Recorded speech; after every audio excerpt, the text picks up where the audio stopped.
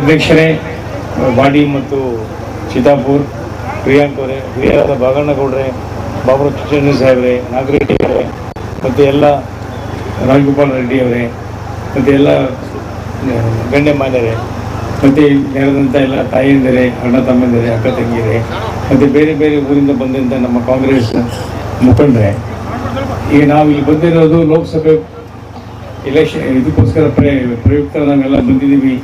ನಾವು ತಮ್ಮ ಮುಂದೆ ಬಂದಿರೋದು ಈಗ ಮತ ಕೇಳೋಕ್ಕೆ ಮತ್ತು ನಿಮ್ಮ ಆಶೀರ್ವಾದ ಪಡ್ಕೊಳ್ಳೋಕೆ ಬಂದಿದ್ದೀವಿ ಎಲೆಕ್ಷನ್ಗೋಸ್ಕರ. ಈ ಎಲೆಕ್ಷನ್ ಬಗ್ಗೆ ವಿಸ್ತಾರವಾಗಿ ಎಲ್ಲ ಹೇಳಿದ್ರು, ಮೊದಲು ಮಾತಾಡೋದ್ರೆಲ್ಲ ನಾವು ಹೆಚ್ಚಿಗೆ ಹೇಳೋದು ಬೇಕಾಗಿಲ್ಲ. ನಮ್ಮೂರು ಕೂಡ ಇದೇ ತಾಲೂಕು ಬರ್ತಿರೋದು ನಮಗೆಲ್ಲ ಗೊತ್ತಿರಬೇಕು. ಸೊ ಹಾಗಾಗಿ ನಾವು ಕೂಡ ಈ ಚಿತ್ತಾಪುರ ತಾಲೂಕದ ಮಗನಾಗಿ ನಿಮ್ಮ ಹತ್ರ ಮತ ಕೇಳಕ್ಕೆ ಬಂದಿದ್ದೀವಿ. ಈ ಕಾಂಗ್ರೆಸ್ದು ಗ್ಯಾರಂಟಿ ಬಗ್ಗೆ ಅದ್ರ ಬಗ್ಗೆ ಎಲ್ಲ ಮಾತಾಡ್ತಾರೆ. ತಮ್ಮೆಲ್ಲರಿಗೂ ಅನುಕೂಲ ಆಗಿದೆ 5 ಗ್ಯಾರಂಟಿಗಳಿಂದ, ಎಲ್ಲರೂ ಇದು ಆಗ್ತಾ ಇದೆ, ಫಲ ಬರ್ತಾ ಇದೆ ನಿಮ್ಗೆಲ್ರಿಗೂ. ಸೊ ಮತ್ತೆ ಇನ್ನೊಂದಂದ್ರೆ ಈ ನಮ್ಮ ಅಭಿವೃದ್ಧಿ ಆಗಬೇಕು, ನಮ್ಮ ಜಿಲ್ಲೆ ನಮ್ಮಿದು ಅಂದರೆ ನಾವೆಲ್ಲರೂ ಕಾಂಗ್ರೆಸ್ ಪಕ್ಷಕ್ಕೆ ವೋಟ್ ಮಾಡಿ ನನ್ನನ್ನು ಗೆಲ್ಲಿಸ್ಬೇಕು. ನಾವೇನಾದ್ರೂ ನಮ್ಗೆ ಗೆಲ್ಲಿಸಿ ಅವಕಾಶ ಕೊಟ್ಟರೆ ನಿಮ್ಮ ಸೇವಕನ ಕೆಲಸ ಮಾಡ್ತೀನಿ ಅಂತೇಳಿ ತಮಗೆ ಭರವಸೆ ಕೊಡ್ತೀನಿ. ತಾವೆಲ್ಲ ಅತ್ಯಂತ ಪ್ರಚಂಡ ಗೆಲ್ಲಿಸ್ತೀನಿ ಅನ್ನೋ ಭಾವನೆಯಿಂದ ನನ್ನ ಮಾತನ್ನು ಮುಗಿಸ್ತೀನಿ. ಜೈ ಹಿಂದ್, ಜೈ ಕರ್ನಾಟಕ. ನಾನು ಯಾಕೆ ಹೇಳ್ತೀನಿ ಅಂದರೆ, ಇದೇ ರೀತಿ ಮಾಡಿದರೆ ಮುಂದೆ ನಾವು ಬಹಳ ವೇದಿಕೆ ಮೇಲೆ ನಿಂತು ಮಾತಾಡ್ಲಿಕ್ಕಾಗಲ್ಲ. ನಮ್ಗೆ ಗೊತ್ತಿದೆ, ಶ್ರೀಮಾನ್ ಮಲ್ಲಿಕಾರ್ಜುನ್ ಖರ್ಗೆ ಅವರು ನಮ್ಮ ಭಾಗಕ್ಕೆ ಏನೇನು ಮಾಡ್ಯಾರ ಅಂತಕ್ಕಂಥ ಅವರು 3 ಸಲ ನಮ್ಮಲ್ಲಿ ಕಾಂಗ್ರೆಸ್ ಪಕ್ಷದ MLA ಆಗಿದ್ದಾರೆ. ಅವರು ಇದ್ದಾಗ ಏನೇನಿದೆ, ಏನೇನು ಮಾಡಿದ್ದಾರೆ ಅಂತಕ್ಕಂಥ ಮಾತು ನಾನು ಆ ಟೈಮ್ನಲ್ಲಿ ಜಿಲ್ಲಾ ಪಂಚಾಯತ್ ಸದಸ್ಯನಾಗಿದ್ದೆ. ಅವರು ಎಲ್ಲಿ ಒಂದೊಂದು ಊರಿಗೆ ನಿಮ್ಗೆ ಗೊತ್ತಿರಬೇಕು. ಯಾಗಾಪುರ್ಲಿಂದ ಎರಗೋಳಕ್ಕೆ ಬರ್ಲಿಕ್ಕೆ ಹಾದಿ ಇರಲಿಲ್ಲ, ಯಾಗಾಪುರ್ಲಿಂದ ದಂಡಗೋಳಕ್ಕೆ ಹೋಗ್ಲಿಕ್ಕೆ ಹಾದಿ ಇದ್ದಿದ್ದಿಲ್ಲ, ನಾಲ್ವಾಡ್ಲಿಂದ ಸಂಕ್ರೋಡ್ಗೆ ಹೋಗ್ಲಿಕ್ಕೆ ಹಾದಿ ಇರಲಿಲ್ಲ, ನಮ್ಮ ಚಿಕ್ಕಲ್ಲೂರಿಗೆ ಹೋಗ್ಲಿಕ್ಕೆ ಹಾದಿ ಇರಲಿಲ್ಲ. ಇಂಥವೆಲ್ಲ ರೋಡ್ಗಳು ಮಾನ್ಯ ಖರ್ಗೆ ಸಾಹೇಬರು ಧರ್ಮಸಿಂಗರು ಕೂಡಿ ಈ ರೋಡ್ಗಳನ್ನು ಮಾಡಿಕೊಟ್ಟಿದ್ದಾರೆ. BJPದವ್ರು ಹೇಳ್ತಾರೆ, ಏನಪ್ಪ ಕಾಂಗ್ರೆಸ್ದವ್ರು ಏನು ಮಾಡ್ಯಾರ? ನನಗೆ ಅನಿಸ್ತದ, ನಾವು ಸ್ವತಂತ್ರ ಬಂದ ಮೇಲೆ ಕಾಂಗ್ರೆಸ್ದವರು ಬಂದ ಮೇಲೆ ಈ BJP ಇನ್ನೂ ಹುಟ್ಟಿದ್ದಿಲ್ಲ. ಅವ್ರು ಹುಟ್ಟಾರ್ದವ್ರು ಏನೇನೋ ಹೇಳ್ತಾರೆ, ಏನೇನು ಮಾಡ್ತಾರೋ ಏನೇನಿಲ್ಲ. ಬರೇ ಮೋದಿ ಮೋದಿ ಮೋದಿ. ಏನಪ್ಪ ಮೋದಿ ಬಂದರೆ ಏನು ಮಾಡ್ತಾರೆ? ಮೋದಿ ನಿಮ್ಗೆ ಗೊತ್ತಿದೆ, ಮೋದಿ ಅವರು ಆ ಸಲ ಎಲೆಕ್ಷನ್ನಲ್ಲಿ ಏನೇನು ಹೇಳಿದ್ರು. ಒಬ್ಬೊಬ್ಬರು ಖಾತೆಗೆ 15 ಲಕ್ಷ ರೂಪಾಯಿ ಹಾಕ್ತೀನಿ ಅಂದರು. ಯಾರ್ಯಾರ ಖಾತೆಗೆ 15 ಲಕ್ಷ, 15 ರೂಪಾಯಿ ಆದ್ರೂ ಬಂದಿವೆ ನೋಡಿ. 3 ಕೋಟಿ ಜನಾಂಗರಿಗೆ ನಾವು ನೌಕರಿ ಕೊಡ್ತೀವಿ. ಅವ್ರು ಹೇಳಿದಂಥ ಕೆಲಸ ಒಂದರೂ ಕೂಡ ಇವತ್ತಿಗೂ ಆಗಿಲ್ಲ. ನಮ್ಮ ಸರ್ಕಾರ, ಯಾವಾಗ ಕಾಂಗ್ರೆಸ್ ಸರ್ಕಾರ ಸಿದ್ದರಾಮಯ್ಯ ಅವರು, DK ಶಿವಕುಮಾರ್ ಅವರು ಬಂದ ಮೇಲೆ ನಾವು ಗ್ಯಾರಂಟಿಗಳು ಹೇಳಿದ್ವಿ. ಏನು ಗ್ಯಾರಂಟಿ ಹೇಳಿದ್ವಿ ಅದೆಲ್ಲ ಗ್ಯಾರಂಟಿ ಸಿದ್ದರಾಮಯ್ಯ ಅಧಿಕಾರ ಬರ್ತ ತಗೊಂಡ ಮೇಲೆ ಇಮಿಡಿಯೇಟಾಗಿ 5 ಗ್ಯಾರಂಟಿ ಅಪ್ರೂವಲ್ ಮಾಡಿ. ಅವ್ರು ಹೇಳಿದ್ರೆ ಏನಪ್ಪ 5 ಗ್ಯಾರಂಟಿ ಅಪ್ರೂವಲ್ ಮಾಡ್ರೆ ಇವರೆಲ್ಲ ಸುಳ್ಳು ಸರ್ಕಾರ. ನಾವು ಸುಳ್ಳು ಸರ್ಕಾರ ಅಲ್ಲ, BJPದವ್ರು ಸುಳ್ಳು ಸರ್ಕಾರ. ನಾವು 5 ಗ್ಯಾರಂಟಿ ಮಾಡಿದ ಮೇಲೆ ಇವತ್ತು ಎಲ್ಲ ಹೆಣ್ಣು ಮಕ್ಕಳಿಗೆ ಬಸ್ಸಿನಲ್ಲಿ ಫ್ರೀ ಹೋಗ್ತಾರೆ. ಏನಪ್ಪ ಹೋಗ್ತಿರಲ್ಲ ಎಂದು ಬೇಸಿ ನಿಮ್ಮ ಅಕೌಂಟಿಗೆ 2,000 ರೂಪಾಯಿ ಬರ್ತಾವ ಇಲ್ಲ? ಇದೆಲ್ಲ ಮಾಡಿದಂಥ ಕಾಂಗ್ರೆಸ್ ಸರ್ಕಾರ ಇವತ್ತು ನೀವು ಅದನ್ನು ನೆನಪಿನಲ್ಲಿ ಇಟ್ಕೊಂಡು ಮುಂದೆ ಬರ್ತಕ್ಕಂಥ ಏನು ರಾಧಾಕೃಷ್ಣ ಸಾಹೇಬರು MP ಎಲೆಕ್ಷನ್ ನಿಂತಾರ, ಅದಕ್ಕಾಗಿ ಅವರೆಲ್ಲ ನೀವೆಲ್ಲ ಸಹಮತಿಯಿಂದ ಒಳ್ಳೆಯ ಮಾತಿನಿಂದ ಒಂದಾಗಿ ನಮ್ಮ ರಾಧಾಕೃಷ್ಣ ಸಾಹೇಬರಿಗೆ ಆಶೀರ್ವಾದ ಮಾಡಬೇಕಂತ ಕಳಕಳಿ ಕೈ ಜೋಡಿಸಿ ಕೇಳ್ತಾರೆ. ಬರೀ ಸೌಲಭ್ಯವನ್ನು ನಿಮ್ಮ ಕೆಲಸಗಳಲ್ಲ, ಸರ್ಕಾರದಿಂದ ಬಂದು ಸೌಲಭ್ಯಗಳನ್ನು ಪಡೆದುಕೊಂಡು ಮತ ಹಾಕ್ತಕ್ಕಂಥ ಸಂದರ್ಭದಲ್ಲಿ ತಾವು ಕಾಂಗ್ರೆಸ್ ಪಕ್ಷಕ್ಕೆ ಮತ ಹಾಕಬೇಕು. ಅಷ್ಟೇ ಅಲ್ಲ, ತಮ್ಮ ಸೋದರಿಯರಿಗೆ ಕೂಡ ಮತ ಹಾಕ್ಲಿಕ್ಕೆ ತಾವು ತಿಳಿಸಿ ಹೇಳಬೇಕು. ಸರ್ಕಾರದ ಕಾರ್ಯಕ್ರಮಗಳು ಕೇವಲ ಇತ್ತೀಚಿನ ಭಾಷಣಗಳಲ್ಲಿ ನಾವು ನೋಡಿದ್ರೆ ತಾವು ಯಾರೋ ತಪ್ಪು ತಿಳ್ಕೊಬಾರ್ದು. ಬರೀ ಕೂಲಿ ಸಮಾಜದವರು ಹಾಕಿರೋ ಚುನಾವಣೆ ಗೆಲ್ತದ ಮಾತು ಕೂಡ ಯಾರು ಪಾಲನೆ ಮಾಡಿಕೊಳ್ಬಾರ್ದು. ವೇದಿಕೆ ಮುಂಬೈಯಲ್ಲಿ ಕೂತಕ್ಕಂಥ ಪ್ರಜಾಪ್ರಭುತ್ವ ವ್ಯವಸ್ಥೆಯಲ್ಲಿ ಸಮಾಜದಲ್ಲಿ ಎಷ್ಟು ಜಾತಿಗಳಿದೆ ಎಲ್ಲಾ ಜಾತಿಗಳು ಕೂಡ ನಾವು ಏನು ವಿಚಾರ ಮಾಡಬೇಕಂತ ಕೇಳಿದ್ರೆ ನಮ್ಮ ಭಾಗ ಅಭಿವೃದ್ಧಿ ಆಗಬೇಕಾಗಿದೆ.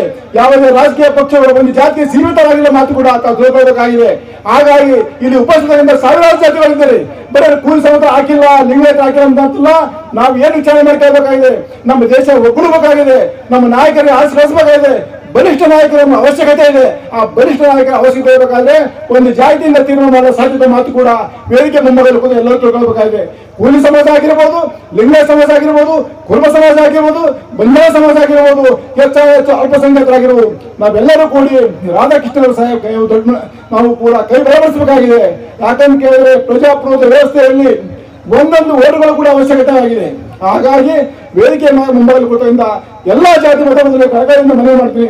ಎಲ್ಲರೂ ಕೂಡ ತಮ್ಮ ವೈಮನಸ್ಸುಗಳನ್ನು ಮರೆತುಬಿಟ್ಟು ಎಲ್ಲಾ ಜಾತಿಯವರು ರಾಧಾಕೃಷ್ಣ ದೊಡ್ಡಮನಿಗೆ ಓಟ್ ಹಾಕಿಸೋದ್ರ ಮುಖಾಂತರ ಕೈ ಬಲಪಡಿಸಿ ಹೇಳಿ ಮಾತಾಡಕ್ಕೆ ಅವಕಾಶ ಕೊಟ್ಟಿದ್ದ ಪ್ರಿಯಾಂಕಾ ಖರ್ಗೆ ಅವರಿಗೂ ಅಧ್ಯಕ್ಷರು ಒಂದು ಮಾತನಾಡ್ತೀನಿ. ಎಲ್ಲೋ ಒಂದು ಕಡೆ ನಿಮಗೆ ಬದುಕು ಕಟ್ಟುವ ನಿಟ್ಟಿನಲ್ಲಿ ಸಹಕಾರ ಮಾಡಿದಂಥ ಯೋಜನೆಗಳು. ದುರ್ದೈವ ಏನಪ್ಪ ಅಂದರೆ ನಮ್ಮ ಪಕ್ಷಕ್ಕೆ ಮತ್ತು ನಮ್ಮ ಸರ್ಕಾರಕ್ಕೆ ಆಚಾರ ಇದೆ, ವಿಚಾರ ಇದೆ, ಪ್ರಚಾರ ಇಲ್ಲ. ನಾವು ನಿಮ್ಗೆ ಯಾವಾಗಲೂ ಒಳ್ಳೆಯದೇ ಮಾಡಿದ್ದೀವಿ. ನೀವು ಯಾವಾಗ ನಮ್ಗೆ ಆಶೀರ್ವಾದ ಮಾಡಿದಿರಿ, ನಾವು ನಮ್ಮ ಪ್ರಯತ್ನ ಮೀರಿ ನಾವು ನಿಮಗೆ ಒಂದು ಸಾಮಾಜಿಕ ನ್ಯಾಯ, ಆರ್ಥಿಕ ಭದ್ರತೆ ಕೊಡುವ ನಿಟ್ಟಿನಲ್ಲಿ ನಾವು ಕೆಲಸ ಮಾಡಿದ್ದೀವಿ. ಆದರೆ ನಾವೇನು ಅನ್ಕೋತೀವಿ ಅಷ್ಟೇ ಸಾಕು ಅಂತ. ಆದರೆ ಪ್ರಚಾರ ಇಲ್ಲಾರ್ದೆ ಇವಾಗ ಏನೂ ಆಗಲ್ಲ. ಯಾಕಂದ್ರೆ ಮೋದಿ ಎಲ್ಲರನ್ನ ಮೀರಿಸ್ಬಿಟ್ಟಿದ್ದಾನೆ. ಕೆಲಸ ಮಾಡ್ಲಾರ್ದೆ ಪ್ರಚಾರ ತಗೊಳೋದು ಕಲಿಬೇಕಂದ್ರೆ ಬಿಜೆಪಿಯಿಂದ ಕಲಿಬೇಕು. ನಾವು ಕೆಲಸ ಮಾಡಿ ಕೂಡ ಪ್ರಚಾರ ತಗೋತಾ ಇಲ್ಲ. ಯಾವ ರೀತಿ ಹಿಂದಿನ ಸರ್ಕಾರದಲ್ಲಿ ನಾವು ಬಹಳಷ್ಟು ಭಾಗ್ಯಗಳನ್ನ ಕೊಟ್ಟು ನಿಮಗೆ ಒಂದು ಬದುಕು ಕಟ್ಟುವ ನಿಟ್ಟಿನಲ್ಲಿ ನಾವು ಅವಕಾಶಗಳು ಕಲ್ಪಿಸಿದ್ವೋ, ಅದೇ ನಿಟ್ಟಿನಲ್ಲಿ ಕಳೆದ ಚುನಾವಣೆಯಲ್ಲಿ ನಮ್ಮೆಲ್ಲ ನಾಯಕರು, ನಾನು ಪ್ರತಿಯೊಂದು ಊರಿಗೆ ಬಂದು ನಾನು ನಿಮ್ಗೊಂದು ಭರವಸೆ ನೀಡಿದ್ದೆ. ದಯವಿಟ್ಟು ನನಗೆ ನೀವು ಆಶೀರ್ವಾದ ಮಾಡಿ, ನೀವು ಆಶೀರ್ವಾದ ಮಾಡಿದ್ರೆ ನಮ್ಮ ಸರ್ಕಾರ ಬಂದ್ರೆ ಖಂಡಿತವಾಗೂ ನಾವು 5 ಗ್ಯಾರಂಟಿಗಳನ್ನ ನಿಮ್ಮ ಮನೆ ಬಾಗಿಲಿಗೆ ನಾವು ತಲುಪಿಸ್ತೀವಿ ಅಂತ ನಾನು ಪ್ರಮಾಣ ಮಾಡಿ ಹೇಳಿದ್ದೆ. 8 ತಿಂಗಳಾದ್ಮೇಲೆ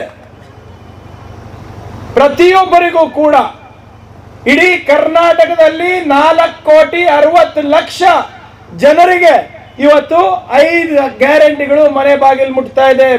ಇಲ್ಲಮ್ಮ ಕೈ ಎತ್ತಿ ಹೇಳ್ರಿ. ಬರ್ತಾ ಇದೆ.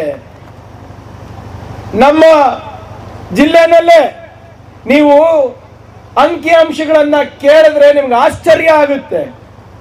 ಒಂದು ಸರ್ಕಾರ ಇಷ್ಟೊಂದು ಮಾಡ್ಲಿಕ್ಕೆ ಆಗುತ್ತಾ ಅಂತ ನಿಮ್ಗೆ ಆಶ್ಚರ್ಯ ಆಗುತ್ತೆ. ಮುಂಚೆ ಏನಾಗ್ತಾ ಇತ್ತು, ನಿಮ್ಮ ಲೈಟ್ ಬಿಲ್, ನಿಮ್ಮ ಕರೆಂಟ್ ಬಿಲ್ 25 ಯೂನಿಟ್ ಮಾಡಿದ್ರೆ 50 ಯೂನಿಟ್ ಬರ್ತಾ ಇರ್ಲಿಲ್ಲಪ್ಪ, ಬರ್ತಾ ಇತ್ತು.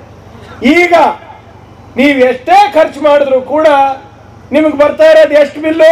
0. ಶೂನ್ಯ ಬಿಲ್ ಬರ್ತಾ ಇದೆಯಾ? ಇಲ್ಲ, ಬರ್ತಾ ಇದೆ. ಗೃಹ ಜ್ಯೋತಿ ಯೋಜನೆ ಕಲಬುರಗಿನಲ್ಲಿ ಎಷ್ಟು ಕುಟುಂಬಗಳಿದ್ರೆ ಸಹಕಾರ ತಗೋತಿದ್ದಾರೆ ಗೊತ್ತಾ? 5,28,000 ಜನ.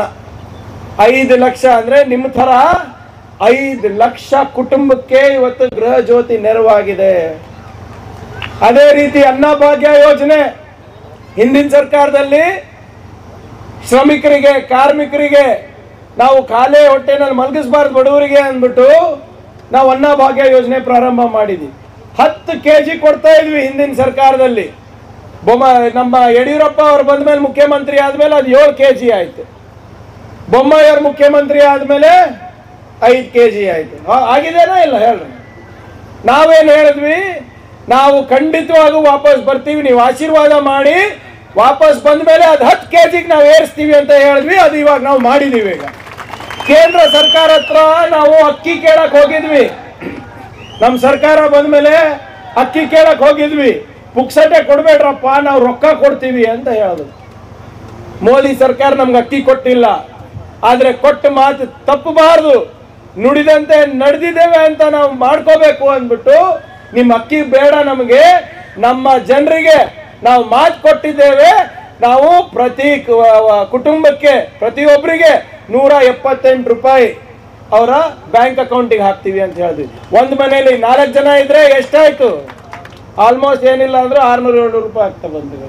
ಹೌದಾ? ಎಲ್ಲರಿಗೂ ಬರ್ತಾ ಇದೆಯಲ್ಲ. ಈ ಅನ್ನಭಾಗ್ಯ ಡೈರೆಕ್ಟ್ ಆಗಿ ಕೊಡೋದ್ರಿಂದ, ಈ ರೊಕ್ಕ ನಿಮ್ಮ ಅಕೌಂಟಿಗೆ ಹಾಕೋದ್ರಿಂದ ನೀವು ತೊಗರಿಯನ್ನ ತಗೊಳ್ಳಿ, ಬೇಳೆಯನ್ನ ತಗೊಳ್ಳಿ, ಸೊಪ್ಪನ್ನ ತಗೊಳ್ಳಿ, ತರಕಾರಿಯನ್ನ ತಗೊಳ್ಳಿ, ಖಂಡನ ತಿನ್ರಿ, ನಮಗೇನು ತಕರಾರಿಲ್ಲ. 19 ಲಕ್ಷ ಕುಟುಂಬಗಳು ಕಲಬುರಗಿನಲ್ಲಿ ಇವತ್ತು ಅನ್ನಭಾಗ್ಯ ತಗೋತಾ ಇದ್ದಾರೆ. ಇವತ್ತು 19 ಲಕ್ಷ. ಯಾರು ಇವರು? ಬಡವರು, ಯಾರು ದಿನ ಹೋಗಿ ಕೂಲಿ ಮಾಡ್ಕೊಂಡು ಬರ್ತಾರಲ್ಲ ಅವರು 19 ಲಕ್ಷ ಜನ ಇವತ್ತು. ಅದೇ ನಿಟ್ಟಿನಲ್ಲಿ ಶಕ್ತಿ ಯೋಜನೆ ಎಲ್ಲರಿಗೂ, ಎಲ್ಲ ಬಸ್ನಲ್ಲಿ ಓಡಾಡ್ಲಿದ್ದಾರೆ. ಓಡಾಡ್ಲತ್ತೀರಾ? ಯಾರಾದ್ರೂ ಒಬ್ರು ಕಂಡಕ್ಟರ್ ನಿಮ್ಗೆ ರೊಕ್ಕ ಕೇಳೋಣ? ಯಾರು ಕೇಳಿಲ್ಲ. ಅದಕ್ಕೆ ಇಡೀ ನಮ್ಮ ಇಡೀ ರಾಜ್ಯದಲ್ಲಿ ಗಂಡು ಮಕ್ಕಳೆಲ್ಲ ಶಾಪ ಹಾಕ್ಲತ್ತಾರ ನನಗೆ. ಎಲ್ಲ ಬರೀ ಜಗಳ ಆಡ್ಲತ್ತಾರ, ಜಗಳ ಆಚಾರ ಮನೇಲಿ. ನೋಡ್ರಿ, ಮುಂಚೆ ಏನಿರ್ತಾ ಇತ್ತು, ನಾನು ಹೇಳ್ದಂಗೆ ಕುಬ್ಸ ಕಾರ್ಯಕ್ರಮಕ್ಕೂ ಇವರಿಗೆ ಕಳಿಸ್ತಾ ಇದ್ರ ಇಲ್ಲ ಹೇಳ್ರಿ. ಇಲ್ಲಿಂದ ನೀವು ಕಲಬುರಗಿ ಹೋಗ್ಬೇಕಂದ್ರೆ ಎಷ್ಟಪ್ಪ ರೇಟು ಜುಮ್ಮಣ್ಣ? 70. ಹೋಗೋದು 70, ಬರೋದು 70. ನೀವೊಬ್ರೇ ಅಂತೂ ಹೋಗಲ್ಲ. ಮನೆ ಮಗಳಿಗೆ ಕರ್ಕೊಂಡು ಹೋಗ್ಬೇಕು, ಸೊಸೆ ಕರ್ಕೊಂಡು ಹೋಗ್ಬೇಕು, ನಾದ್ನಿ ಕರ್ಕೊಂಡು ಹೋಗ್ಬೇಕು, ಅಕ್ಕ ಕರ್ಕೊಂಡು ಹೋಗ್ಬೇಕು, ತಂಗಿ ಕರ್ಕೊಂಡು, ಮನೆ 4 ಮಂದಿ ಹೋಗ್ಬೇಕಲ್ಲ ಮಿನಿಮಮ್. ಹೌದಾ ಇಲ್ಲ? ಅದಕ್ಕೆ ಎಷ್ಟು? ಹೋಗೋದು 150, ಹೋಗೋದು ಬರೋದು 150 ಅಂದ್ರೆ 4 ಜನಕ್ಕೆ ಎಷ್ಟಾಯ್ತು? 600 ರೂಪಾಯಿ ಆಯ್ತು. ಮತ್ತಲ್ಲಿ 4 ಜನ ಒಂದು ಹೊತ್ತು ಅಟ್ಲೀಸ್ಟ್ ಏನಿಲ್ಲ ಚಾಪಾಣಿ ಏನೋ ಮಾಡ್ಬೇಕಲ್ಲ ಬಸ್ ಸ್ಟ್ಯಾಂಡ್ ಅಲ್ಲಿ. ಮತ್ತೆ ಅಲ್ಲಿಂದ ಹೋಗಿ ಎಲ್ಲಿಗೆ ಹೋಗ್ಬೇಕು? ಕಲ್ಯಾಣ ಮಂಟಪಕ್ಕೆ, ಇದಕ್ಕೆ ಹೋದ್ರೆ ಅದಕ್ಕೊಂದು 100-200 ರೂಪಾಯಿ ಬೇಕಲ್ಲ. ಒಟ್ಟಾರೆ 1500 ರೂಪಾಯಿ ಆಗ್ತಾ ಇತ್ತು ಯಾವ್ದೋ ಒಂದು ಕುಂಸ ಕಾರ್ಯಕ್ರಮ ಮದಿಗೆ ಹೋಗ್ಬೇಕಾದ್ರೆ. ಹೌದಾ ಇಲ್ಲ? ಅದಕ್ಕೆ ನೀವೇನ್ ಮಾಡ್ತಾ ಇದ್ರಿ? ಯಾಕಪ್ಪ ಮನೆಗೆ ಹೊಸು ಮಂದಿ ಹೋಗೋದು, ಗಂಡು ಮಕ್ಳಿಗೆ ಕಳಿಸ್ತಾ ಇದ್ರಿ. ಹೌದಾ ಇಲ್ಲ? ಕುಂಸ ಕಾರ್ಯಕ್ರಮಕ್ಕೂ ಅವರೇ, ತೊಟ್ಟಲ್ ಕಾರ್ಯಕ್ರಮಕ್ಕೂ ಅವರೇ. ಈಗ ನೀವೇ ಹೋಗ್ತಾ ಇದ್ದೀರಾ, ಯಾರು ಗಂಡು ಮಕ್ಳು ಹೋಗ್ತಾ ಇಲ್ಲ. ಎಲ್ಲರೂ ನೀವು, ನಿಮ್ಮ ಮನೆಯಲ್ಲಿರುವ ಸೊಸೆ, ಮಗಳು ಎಲ್ಲರೂ ಹೋಗ್ತಾ ಇದ್ರಾ ಇಲ್ಲ ಹೇಳ್ರಿ? ದವಾಖಾನೆಗೂ ಹೋಗ್ಬೇಕಂದ್ರೂ ಮುಂಚೆ ಏನಿರ್ತಾ ಇತ್ತು? ಯಾಕಪ್ಪ ಚಿತ್ತಾಪುರ ತನಕ ಹೋಗ್ಬೇಕು, ಯಾಕಪ್ಪ ಬೇರೆ ಕಡೆ ಹೋಗ್ಬೇಕು? ನಿಮ್ಮ ಮಗಂಗೆ ಹೇಳ್ತಾ ಇದ್ರಿ, ನೋಡಪ್ಪ ಯಾಕೋ ಕಣ್ಣು ಮಂಜೆ ಆಗ್ಲತ್ತವ, ತಲೆ ನೋವ್ಲತ್ತದ, 2 ಬಾರ್ ಉಲ್ಟಿ ಆಗದ, ಅದೇನು ಗುಳಿಗೆ ಕೊಡ್ತಾರೆ ತಗೊಂಡ್ಬಾ ಅಂತ. ಹೌದಾ ಇಲ್ಲ? ನಿಮ್ಮ ಮಗ ಹೋಗಿ ನಿಮ್ಗೆ 4 ತೊಂದರೆಗಳಿದ್ರೆ 2 ಹೇಳವ. 2 ಹೇಳಿದ್ರೆ ಆ ಡಾಕ್ಟ್ರು ಒಂದೇ ಅರ್ಥ ಮಾಡ್ಕೊಡೋ, ಗುಳಿಗೆ ಯಾವ್ದು ಕೊಡೋದು, ನೀವು ಯಾವ್ದು ತಗೊಳೋದ್ರೆ ಗೊತ್ತಿಲ್ಲ.